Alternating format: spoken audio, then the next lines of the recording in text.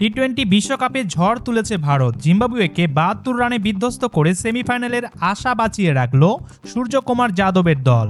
ম্যাচটা একপেশে হওয়ার কথা ছিল, কিন্তু এতটা একপেশে তা হয়তো কেউ ভাবেনি। ২০ ওভারে ৪ উইকেটে ভারত তুলেছে ২৫৬ রান। টি-20 বিশ্বকাপে ভারতের ইতিহাসে এটাই সর্বোচ্চ দলীয় সংগ্রহ। বিশ্বকাপে ইতিহাসে দ্বিতীয় সর্বোচ্চ স্কোর ছিল ২০০৭ সালে কেনিয়ার বিপক্ষে শ্রীলঙ্কার করা ২৬০ রান।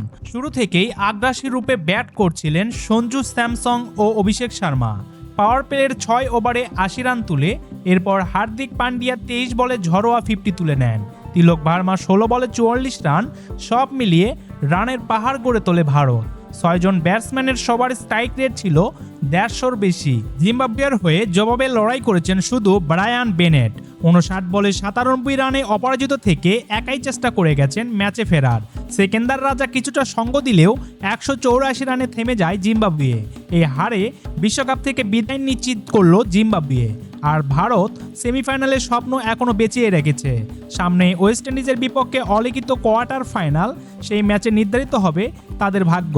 সম্মানিত ভিউয়ার্স, আপনাদের কি মনে হয় ভারত কোয়ার্টার ফাইনালে ওয়েস্ট ইন্ডিজকে হারিয়ে সেমিফাইনাল নিশ্চিত করতে পারবে?